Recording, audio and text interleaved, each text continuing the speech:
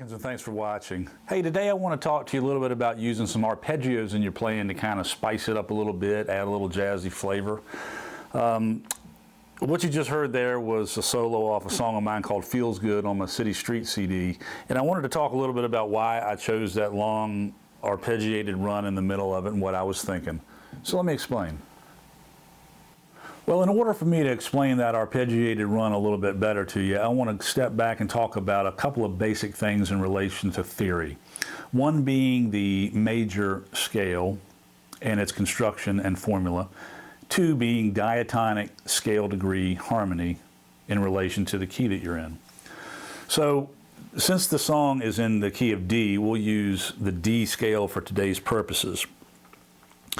Now, the construction of a major scale is whole step, half step, whole step, whole step, whole step, half step. So if you haven't had this before, you really want to put that to memory, because everything in music kind of evolves around or is altered from a major scale formula. So when you hear of a blues scale, for instance, a 1, a flat 3, 4, a flat 5, a 5, that's all related to altering the formula of the major scale. So it's very important that you learn your major scale and the fundamentals of it.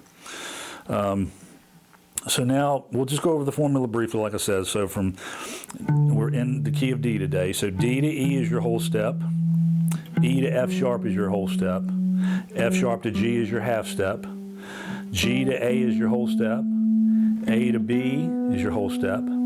B to C sharp is a whole step. C sharp back to your D is your half step.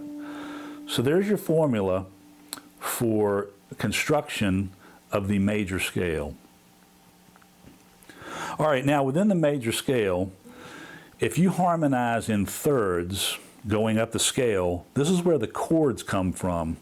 So an arpeggio for a D, for instance, 1, 3, 5, and this is going up the scale just using third degrees stacked on each other. So 1, 3, 5 gives you the arpeggio, and there's your D chord. Okay, so you keep going up that way. I'll give you another example. So the next degree in the major scale is the E. So if we take the E and we stack thirds from that, again, staying within the major scale, it works out to be an E minor. If we do it with the F sharp, so you hear, once you stack those things and stack them in thirds, it gives you your chord in diatonic scale degree harmony. Okay, going back to G, that takes you back to a major. So let's go over the chords all the way up, and we'll talk about some arpeggios. Okay, so again, the first degree, that's going to be a D, major. Your second degree is going to be an E minor. Your third degree is an F sharp minor. Your fourth degree is a G major. Your fifth degree is an A major, generally functioning as some sort of dominant. Your sixth degree is going to be your B minor. And then your seventh degree is a C sharp diminished. I'm playing a C sharp minor 7 flat 5, and then back to your D. So you hear how nicely those chords sound together? And that's all built on stacking all these thirds that go up just out of the D major scale. So every note has a chord attached to it. Every chord has an arpeggio attached to it and a scale attached to that chord as well, that note as well. So you can see it gets a little in depth. But for today's purposes, when I was thinking about that arpeggiated run in the middle,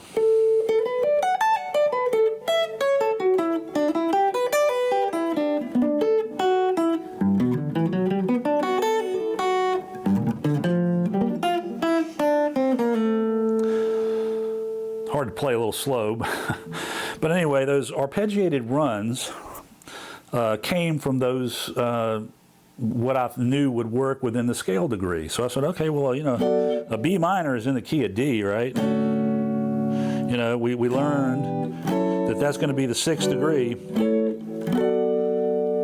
So I can use an arpeggio there. Well, we learned that F sharp, that was the second degree, right? Third, excuse me. And then I walked it down to the E minor. So that was your second degree of the scale. So I just basically took that arpeggio and used it. Now, I know the arpeggio lies, you know, within the major scale, but I think more about chords. So if I'm playing an E minor here, I relate it to the chord position that I'm using, not so much into the scale itself, but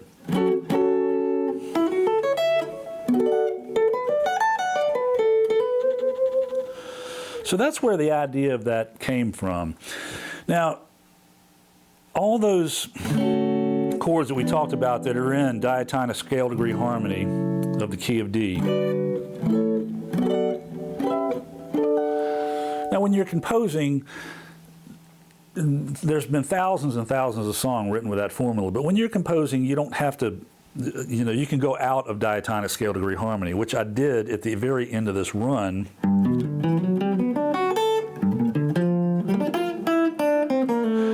You know, I went to a G minor in the song, so it switched from major. And you hear that a lot in music. So I went ahead and, you know, ran that arpeggio up, so that wasn't, the G minor is not in the diatonic scale degree harmony of a D major scale, but I just wanted to explain that to you in case there was any questions in relation to that later. So that's where the run came up from, or that's where the run came from, I should say. And, you know, it sounds real nice when you're...